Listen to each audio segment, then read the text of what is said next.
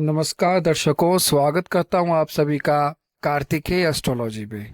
दर्शकों, एक ऐसे योग के बारे में चर्चा करेंगे कि इस योग से कहीं ना कहीं व्यक्ति के जीवन में नकारात्मक प्रभाव जरूर पड़ता है। इस योग को ग्रहण योग भी कहा जाता है। अगर आपकी कुंडली में सूर्य और राहु एक साथ हैं, किसी भी हाउस में बैठे हों, तो वह कहीं ना कहीं अच्छे प्रभाव नहीं देते। उस योग को ग्रहण योग कहा जाता है। अब सूर्य हमारे आत्मविश्वास के कारक हैं। सूर्य हमें पॉजिटिव एनर्जी देते हैं, हमें ऊर्जा देते हैं। लेकिन अगर वही सूर्य जन्म कुंडली में किसी पापक ग्रह के साथ हो जाए तो इसके विपरीत परिणाम हमें देना शुरू कर देते हैं। जैसे कि आपके मन में अजीबोगरीब ख्याल आना, बार बार नेगेटिव थॉट्स आना, बार बार गंदे ख्याल आना, गंदे विचार आना, गलत विचार आना, किसी के प्रति कई बार ऐसा होता है कि आप अपशब्द बोल जाते हैं, या फिर स्वास्थ्य संबंधी समस्याएं रहती है। आपका माइंड काम नहीं करता, आपको क्या करना क्या नहीं करना ये समझ में नहीं आता।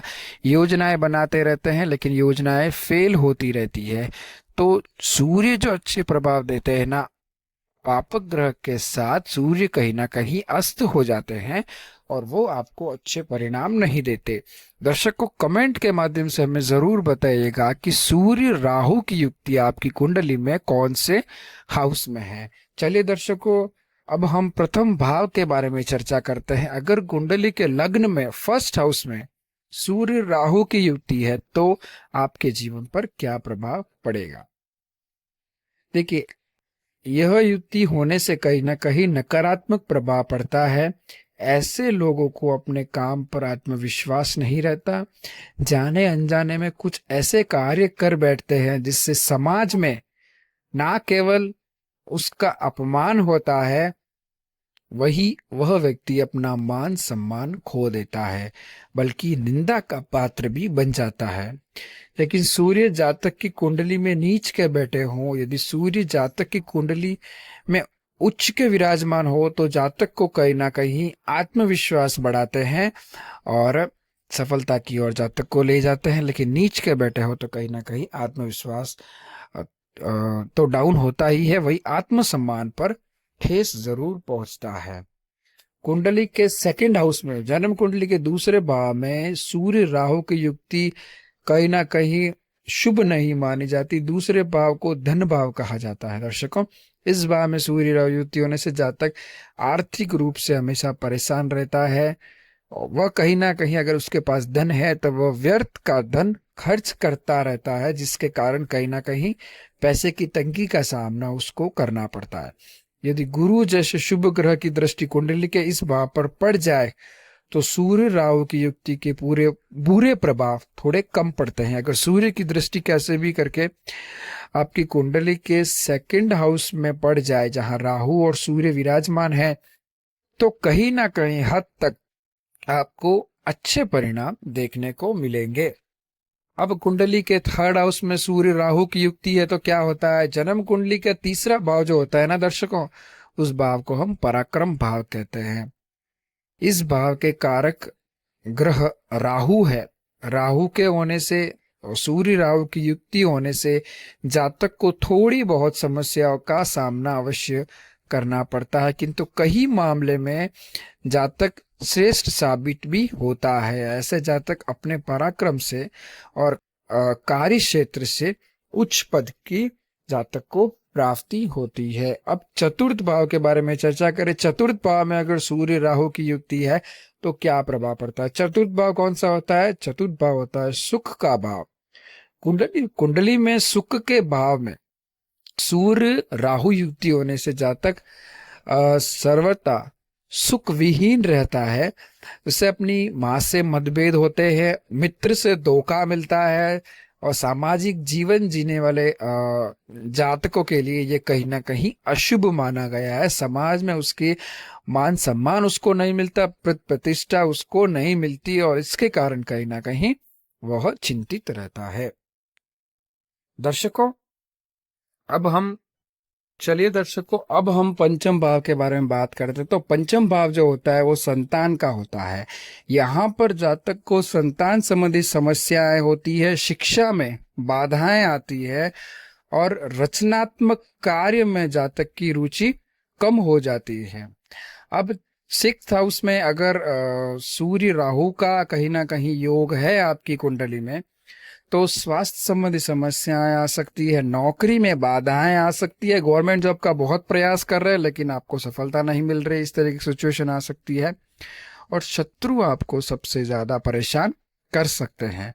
अब सप्तम भाव के बारे में बात करें तो वैवाहिक जीवन का माना जाता है और वैवाहिक जीवन में आपके बहुत सी प्रॉब्लम्स आ सकती है, विवाह में विलंब हो सकता है या फिर विवाह हो चुका है तो वैवाहिक जीवन में तनाव आपके रह सकता है और पार्टनर के साथ आपके संबंध अच्छे नहीं रहते, पार्टनर के साथ आपके नहीं बनते। अगर आप रिलेशनशिप में, तो कहीं ना कहीं रिलेशनशिप टूटने के चांसेस सबसे ज्यादा रहते हैं और बहुत सी समस्याएं हो सकती है, जैसे कि गुप्त रोग की समस्याएं हो सकती है।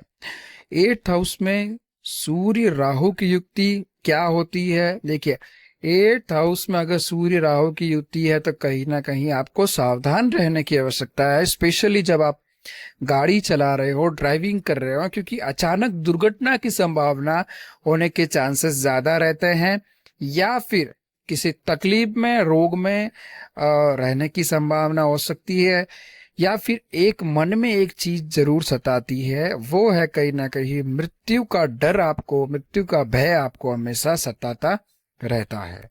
अब हम बात करें नाइन्थ हाउस के बारे में, तो नाइन्थ हाउस में कहीं ना कहीं जातक के भाग्य में कमी जरूर मिलती है, भाग्य उसका बिल्कुल साथ नहीं देता, किस्मत उसका साथ नहीं देता, पिता के साथ उसके संबंध अच्छे नहीं रहते, हमेशा पिता के साथ लड़ाई झगड़े रहते हैं, तनावपूर्ण माहौल रहता है और धार्मिक कार्यों में जातक रुचि बहुत कम रखता है, धार्मिक कार्य में उसको बिल्कुल विश्वास नहीं होता। दसम भाव के बारे में बात करें तो करियर में बाधाएं आती है, नौकरी में परिवर्तन होते रहते हैं, पिता के साथ संबंध अच्छे नहीं रहते, तनावपूर्वक माहौल हमेशा बना रहता है। अब 11वें भाव के बारे में बात करें, 11th हाउस के बारे में बात करें तो इच्छाओं की पूर्ति में आपको कहीं ना कहीं देरी का सामना करना पड़ सकता है। आपकी मनोकामना जरूर पूर्ण होगी लेकिन आपको संघर्ष करना पड़ेगा, या फिर कह सकते हैं कि आप पूरी तरह से संघर्ष करने के बाद ही आपकी इच्छाओं की पूर्ति हो सकती है। दोस्तों के साथ हमेशा रिलेशनशिप अच्छे नहीं रहेंगे और कहीं ना कहीं आर्थिक रूप से आप परेशान हमेशा रहेंगे। 12th हाउस के बारे में बात करें तो कुछ गुप्त शत्रु आपको जरूर परेशान कर सकते हैं रेगुलर।